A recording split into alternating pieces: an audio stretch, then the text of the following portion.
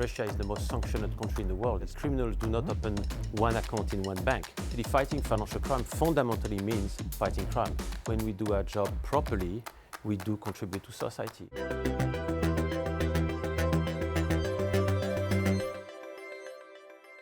Welcome to The Big Question, the series from Euronews where we get to the heart of some of the biggest topics on the business agenda.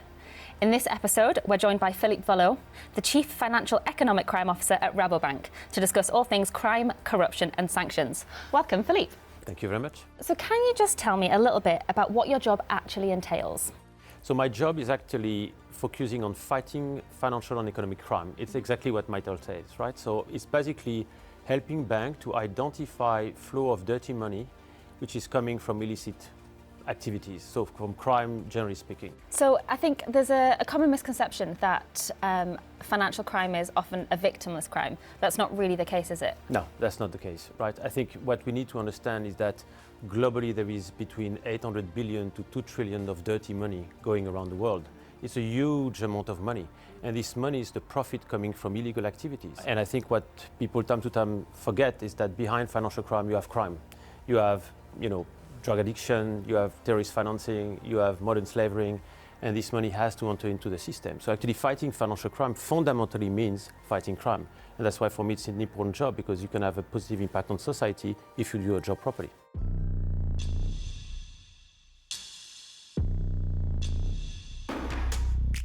How do you actually identify a financial crime? Are you really looking through every transaction of every single bank account? How does it work? That's a very good question. So it's effectively how it works in the real world, as I always say, right? In the engine room, and that's exactly what we do. So I know it's hard to believe, but if I look at what we're doing right now at Rabobank, for example, we screen 4 billion of transactions per year, right? So basically, and of course, I don't have thousands of people doing this manually, right? We have systems.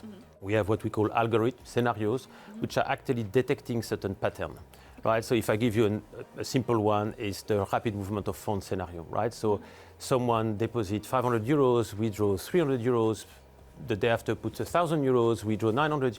So we have scenarios which are creating alerts. Unfortunately, because we need to look at everything, a big proportion of these alerts are what we call false positive. So we're going to look at it and say, well, actually, no, it makes sense. It's an alert, but actually the activity itself makes sense. And then you're going to focus your attention on what is suspicious, what is unusual. But if you find something suspicious, and after years of practice, you do have your little red light flashing, right? You actually report this transaction to the FIU. Right, and there is FIUs in every European countries where effectively it's a specific body in the government which effectively going to look at these alerts. And if these alerts actually, because they have other law enforcement means, are really suspicious, then it goes to the police and then it gets investigated, etc., etc. So that's the way it works.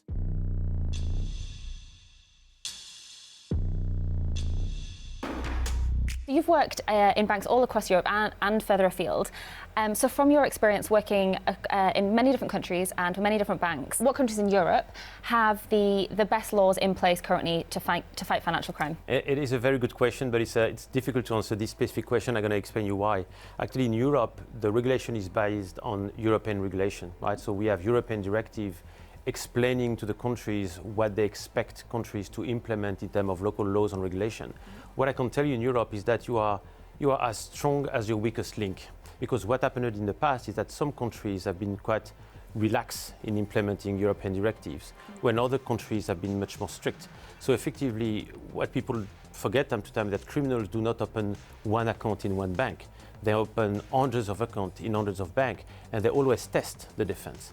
They test to see if actually they're going to get caught, if they're going to get a question about the source of fund. So actually what happened is that some countries have been a little bit weaker than others in implementing European regulation. And what I do hope is that with a new set of European regulation, things should change normally. And we should have a more harmonized way to look at this. So you said that, you're only as strong as your weakest link. Are you willing to kind of name some names of where you think, not necessarily is the weakest link, but are there any countries that could do better, that maybe aren't doing as well as others? I would actually say, the answer is yes, but I would say Europe could do better. I would say the world could do better, right? As sad as it sounds, if you look at what I call the value chain, right? So the moment that me as a financial institution, I will identify something which is suspicious, I'm not a law enforcement authority, right? I cannot break through the door of someone and check if there is some drug in the basement, right? But if I find something suspicious, and if I notify the authorities, which is the core job that I'm doing on a daily basis, then authority will investigate, then you go to the prosecutor, then you prosecute, then hopefully you put people in jail. But if you look at the value chain, the world gets back 1% of the illicit flow of money into society. So fundamentally, the system as it is today, and while many people are focusing on this, and there is a lot of good people trying to help, it does not really work, right? Because 99% almost of the illicit money is still floating around the world. So there is a lot which can be done, in my opinion, to be even stronger and more effective. Yeah, so you've got a good system in place, but there's still a long way to go. Yeah, absolutely. Interesting, okay. And there's, if we look back in history, there has been times when various banks haven't been successful in the fight against crimes. And then, they're pulled up for the fact that they haven't been successful in that. Yeah. So what then happens when a bank is under investigation for not successfully fighting financial crime? Time to time they give me a call and ask if I wouldn't mind coming and helping, which I did in several institutions, right? So I think it's the story that every bank went through this. Right? What happens is that effectively you have seen all around the world, not only in Europe, but all around the world, law enforcement agencies taking action against banks for failing in having the proper control environment and directly, indirectly, without even realizing it, facilitating criminal activities. So in that case, effectively the banks usually speed up in creating the right control environment to identify the suspicious transaction. But you have seen, as I've seen, the massive fines which have been paid by many banks because they failed. And you always pay for your sins, right? At some point in time, you pay for the past mistakes.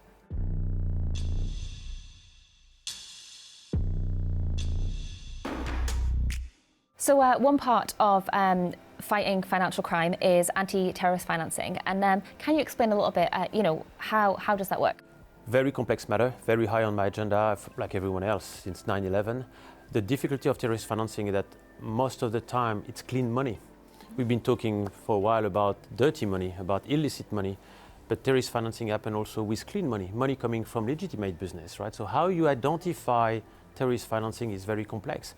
So of course we have scenarios, we have a capacity to try to find out patterns, and of course we also unfortunately have to focus on charities. And of course, you're thinking about charities, but why would you focus on charity? They're here to help. But several charities across the world have been, penetrated by bad actors and used to actually provide finance to people you don't want to provide finance to, right? So you do also have a capacity to find out, if this customer who never withdraw cash, suddenly withdraw cash at the border with a country which is going through war or these sort of things, right? So it's complex because it's also financed by clean money, but it's something, of course, very high on the agenda of every single bank because that's something where we can make definitely a difference, but it's difficult. Yeah, that sounds incredibly difficult and actually something I think it isn't very well known. Yeah, no, I agree, and that's why it's difficult. Because it's already difficult to identify real illicit flow of money, but when it's clean money, it's challenging, right? And then you have, I have stories where if you suddenly look at this charity and they always buy the same pickup from Toyota to be sent to this country, and this is exactly the Toyota pickup on which you can put a heavy machine gun on the platform, right? So at some point you're thinking, come on guys, right? Are you sure you always want to buy? I have a few examples like this, but it's not easy to tackle, right? But the main difficulty is actually, what I've seen in my career, that you have these good clients, usually small entities, right? And then effectively it gets penetrated by bad actors. Yeah. So actually you believe you know this client, except you missed the moment where this client sold his business, keep the same name, and then actually you have this, shell company was owned by the shell company. And I've seen this in my life, right? And then you go down and then you find out that it's actually back to an oligarch in Russia or some art dealers, etc., etc. So all these small businesses which are cash intensive usually have been penetrated by bad actors.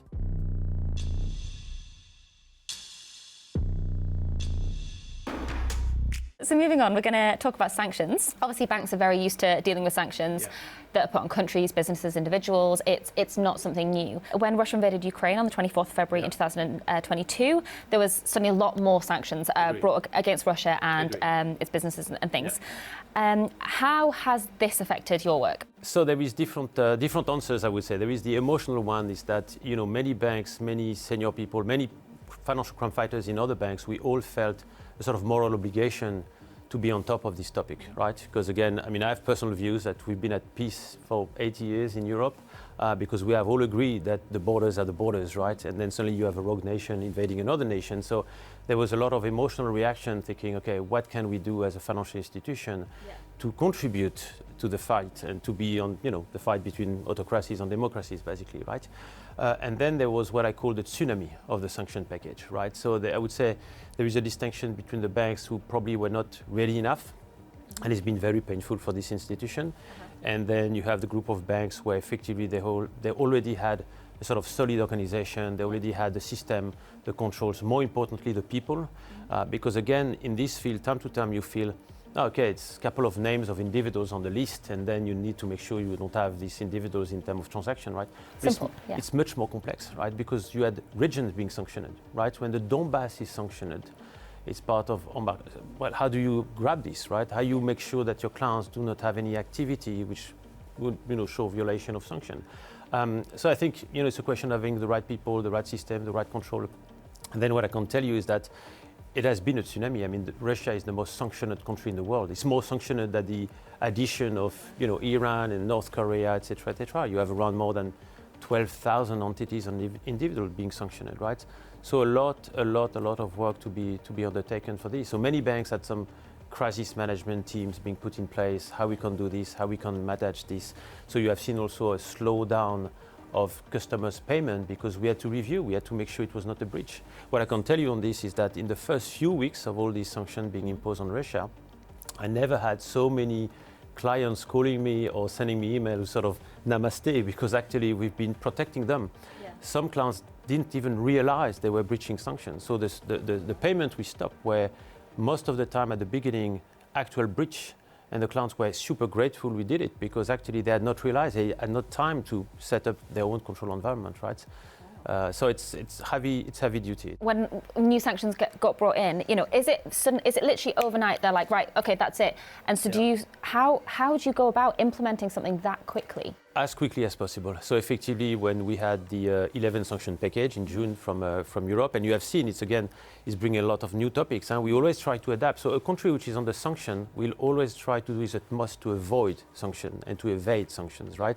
So when you have the new anti-circumvention laws and regulation, you need to adapt also to this. So we basically have system where we can very quickly update list of names. That's, I would say, the most easy part, right? But then when you do have effectively these anti-circumvention tools that you can use, it's a question of having what we call enhanced due diligence, right? It's effectively looking at the whole activity.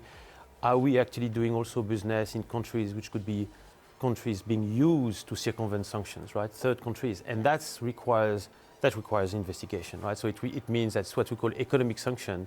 You need to look at the flow of money and you need to follow the money and make sure that actually inadvertently you're not facilitating the breach of sanction, right? So it's again talented, skilled employees, skilled investigators that I have in my team. Yes, so it's much more detailed background checks, I guess. Absolutely. Really following the money. You're absolutely right. And background checks on the clients, on the counterparts, and trying to understand what's happening, right? Because circumvention, the difficulty is that you do have a lot of tools now, right, which are used by countries under sanction. It's, front companies, which are going to be open in third countries where they're going to hide who is the real beneficiary behind. And so as a financial institution, we have a duty, but again, we're not law enforcement. I cannot jump in a chopper with a SWAT team and stop a boat, right? So it's really try to make sure that we follow the money and understand where it's going. So with lots of Russian funds held in European banks having been frozen from sanctions, has that affected banks and their power and their ability to function? Yeah, that's a very good question. Not so much, because for all of us in banks, the war started in 2014, right? So effectively, and as always, you had banks who were heavily involved in Russia, you had banks who were less heavily involved in Russia, but I would say that most of the institutions start managing their risk exposure, as we call it, to Russia and to Russian business, right? So banks that I'm well aware of, that are either because I've been working there or I have friends in every bank you can think of, I didn't see a massive impact from this perspective, right? But you can see still from some businesses, it's been a difficult situation, right? Because suddenly you're thinking, okay, how I take my assets out of Russia, and it's been a difficult situation.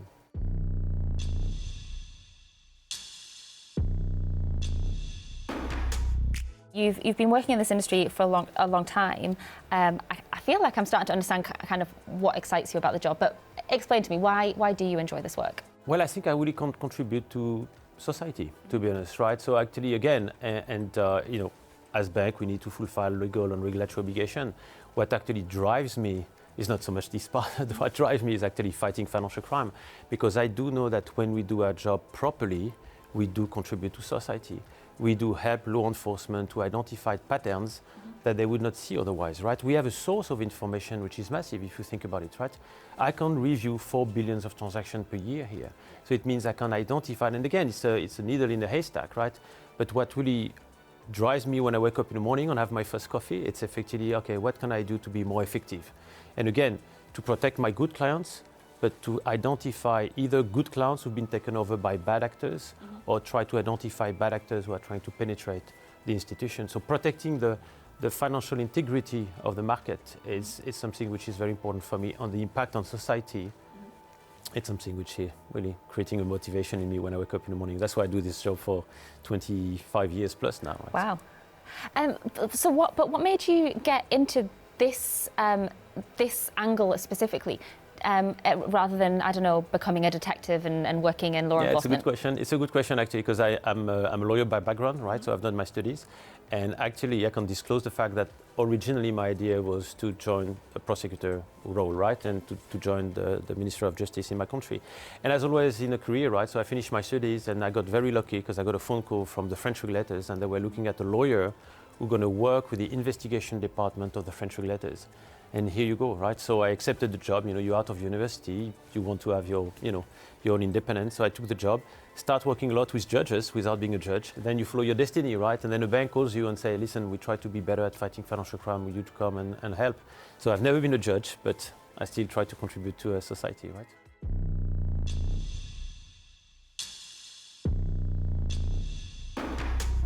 Let's look into the future. Yeah. What do you think are the next big challenges that the future presents in terms of financial crime?